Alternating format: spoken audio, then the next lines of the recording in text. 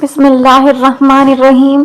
ناظرین و سامعین السلام علیکم ورحمۃ اللہ وبرکاتہ۔ عربی زبان میں رمضان رمض سے لیا گیا ہے، جس کے معنی مطلب شدید گرمی اور تپش کے ہیں۔ ماہ رمضان میں مسلمان روزے کی حالت میں سارا دن بھوکا اور پیاسا رہتا ہے۔ رمضان سے مراد جل جانے کے ہیں، کسی چیز کا جل جانا۔ رمضان میں جل جانے سے روزے کا کیا تعلق واسطہ ہے؟ جب ایک مسلمان کے سارا سال اسلامی مہینے کے مطابق 330 دن کے گناہوں کو اللہ تعالیٰ بخش دیتا ہے، جس طرح انسان بھوک اور پیاس کی شدت کو محسوس کرتا ہے، بھوک اور پیاس میں جلتا رہتا ہے۔ جتنی شدید سے بھوک اور پیاس لگتی ہے، اس طرح آگ پیدا ہوتی رہتی ہے۔ ایندھن کی آگ میں چیزیں جل کر راکھ ہو جاتی ہیں، اور رمضان میں روزے دار کی بھوک پیاس سے جو آگ بنتی ہے، اس سے اللہ تعالیٰ مسلمان کے سارے سال کے گناہوں کو جلا کر راکھ کر دیتا ہے۔ آخری روزے اللہ تعالیٰ روزے دار کے پورے سال کے گناہوں کو اس طرح جلا دیتا ہے، روزے دار کو پاک اور صاف کر دیتا ہے، جیسے کہ اس انسان نے ابھی جنم لیا ہو۔ حج کا مہینہ آتا ہے تو انسان کے اعمال ویسے کے ویسے ہی رہتے ہیں جیسے پہلے ہوتے ہیں۔ جب رمضان آتا ہے تو نبی اکرم صلی اللہ علیہ وسلم کا فرمان ہے کہ ہر نیک کام کرنے کا ثواب کئی گنا بڑھ جاتا ہے۔ ایک فرض کو ادا کرنے کا ثواب 70 فرائض کو ادا کرنے کے ثواب کے برابر ہو جاتا ہے۔ ایک نفل کو ادا کرنے کا ثواب ایک فرض کی ادا کرنے کے برابر کر دیا جاتا ہے۔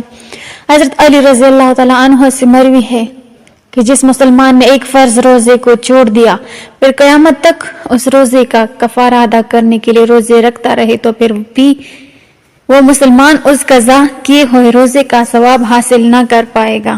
فرض روزے میں بہت زیادہ طاقت ہے۔ بغیر کسی وجہ سے رمضان کا روزہ قضا کرنا بہت بڑے گناہ کے زمرے میں آتا ہے۔ اس عمل کو جاری رہنے سے انسان فاسق و فاجر ہو جاتا ہے۔ اس حالت میں انسان کو اللہ تعالیٰ سے سچی توبہ و استغفار کرنی چاہیے تاکہ اللہ تعالیٰ ہم کو اس گناہ سے معاف کر دیں۔ رسول اکرم صلی اللہ علیہ وسلم نے فرمایا کہ میری ملاقات ایسے لوگوں سے کروائی گئی جن کو ایڑیوں کے بل الٹا باندھا ہوا تھا، ان کی مونچھیں چیر کر ریزہ ریزہ کر دی گئی تھی۔ رسول اکرم صلی اللہ علیہ وسلم نے فرمایا کہ میں نے پوچھا کہ یہ کون لوگ ہیں؟ مجھے بتایا گیا کہ وہ لوگ ہیں جو افطاری سے پہلے روزہ افطار کر لیا کرتے تھے۔ پیارے بھائیوں بہنوں، یہ سزا اس بندے کی ہے جس نے روزہ تو رکھا تھا لیکن افطاری سے پہلے ہی کھول لیا ہے۔ یہ سزا اس کی بتائی گئی ہے جس نے افطاری جلدی کی تھی۔ ذرا سوچئے کہ جس نے روزہ رکھا ہی نہ ہو تو اللہ تعالیٰ نے اس بندے کی کیا سزا رکھی ہوگی۔ پھر ہم اللہ تعالیٰ کی ذات سے دنیا اور آخرت کی سلامتی کے بارے میں سوال کرتے ہیں۔ اللہ تعالیٰ کی رحمت بہت زیادہ ہے۔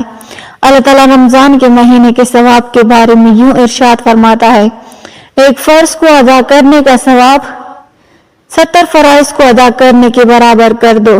نفل کو ادا کرنے کا ثواب فرض کو ادا کرنے کے برابر کر دو۔ جو پورا رمضان تراویح کی پابندی کرے گا اور پورے مہینے کے روزے رکھے گا تو اللہ تعالیٰ اس بندے کے گناہ کو ایسے دھو دے گا جیسے اس بندے نے آج ہی جنم لیا ہو۔ اللہ تعالیٰ کا ارشاد پاک ہے کہ جس نے روزہ اور نماز میری رضا کو حاصل کرنے کے لیے پڑھی تو میں اس کے سارے سال کے گناہوں کو معاف کر دوں گا۔ رات کا قیام کسی امت پر عطا نہیں ہوا۔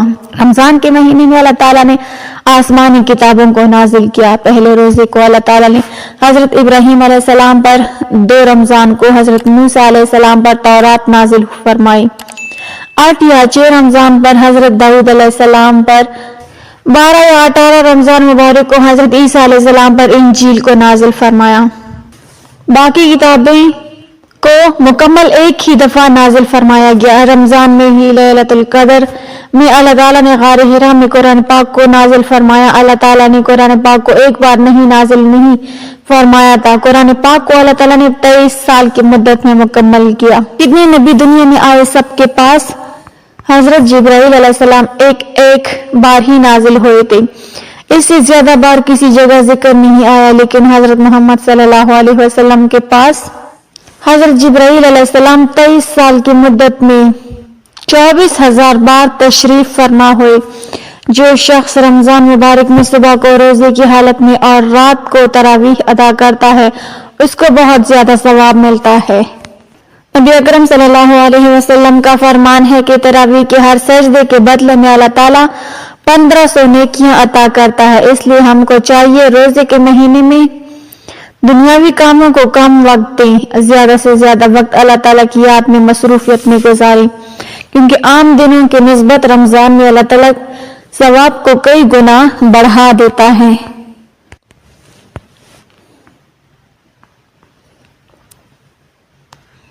اپنے ملازمین کو بھی روزے کی تلقین کیا کریں، ملازموں سے رمضان میں بالکل کم لیا کریں تاکہ وہ عام معمول کے مطابق کاموں میں مشغول رہنے کے بجائے زیادہ سے زیادہ وقت اللہ تعالیٰ کی یاد میں گزار سکیں۔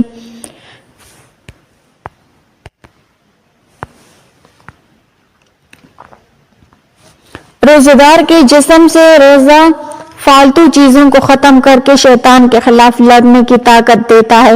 رمضان میں اللہ تعالیٰ روزے دار پر روزے کی حالت میں حلال چیزوں کو کھانے سے بھی منع فرما دیتا ہے۔ رمضان کے مہینے میں روزے دار روزہ رکھ کر برے کاموں سے منع ہو جاتا ہے۔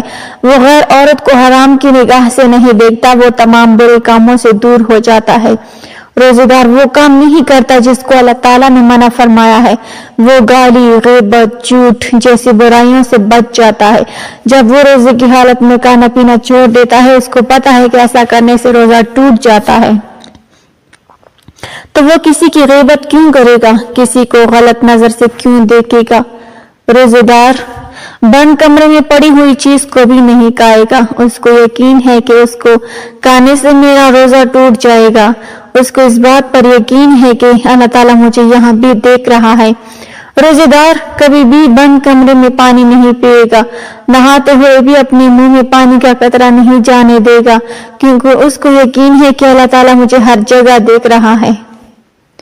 لوگ کہتے ہیں کہ رمضان میں جھوٹ نہیں بولنا چاہیے، رمضان میں کم نہیں تولنا چاہیے، رمضان میں کیوں نمازیوں کی تعداد میں اضافہ ہو جاتا ہے؟ کیونکہ ماہ رمضان میں شیطان کو قید کر دیا جاتا ہے۔ حضرت محمد صلی اللہ علیہ وسلم کی امت سے پہلے یہ شرف کسی بھی امت کو حاصل نہیں ہوا کہ رمضان کے مہینے میں شیطان کو باندھ دیا گیا ہو، جہنم کے دروازے بند کر دیے گئے ہوں، جنت کے دروازوں کو کھول دیا گیا ہو۔ رمضان کے مہینے میں امت محمد صلی اللہ علیہ وسلم پر چیونٹیاں، مچھلیاں اور ہوائیں بھی دعا کرتی ہیں۔ کسی امت کو یہ شرف حاصل نہیں ہوا تاکہ رات کے آخری پہر عبادت کرنے سے اس کے سب گناہوں کو معاف کر دیا جاتا ہو۔ حضرت محمد صلی اللہ علیہ وسلم کی امت کے سوا یہ شرف کسی امت کو حاصل نہیں ہوا کہ رمضان کے مہینے میں وصال کرنے والے کا انتظار جنت کی حوریں جنت کے دروازے پر کھڑے ہو کر رہی ہوتی ہیں۔ اللہ تعالیٰ روزے دار کے لیے جنت تیار کی ہے کہ دنیا میں میرے اس نیک بندے نے روزہ رکھ کر سارا دن بھوک اور پیاس سے گزار دیا تھا، میں یہاں اس کا صلہ اپنے نیک بندے کو عطا کروں گا۔ اللہ تعالیٰ سے دعا ہے کہ اللہ تعالیٰ ہم کو نیک عمل کرنے اور رمضان المبارک کے روزے پوری ہمت و استقامت کے ساتھ رکھنے کی توفیق عطا فرمائے، آمین ثم آمین۔ ناظرین، کمنٹ باکس میں اللہ تعالیٰ کے 99 ناموں میں سے ایک نام ضرور ٹائپ کریں۔ ویڈیو اچھی لگی ہو تو لائک کر دیں، چینل کو سبسکرائب کر دیں۔ ملتے ہیں اگلی ویڈیو میں، تب تک کے لیے اللہ حافظ۔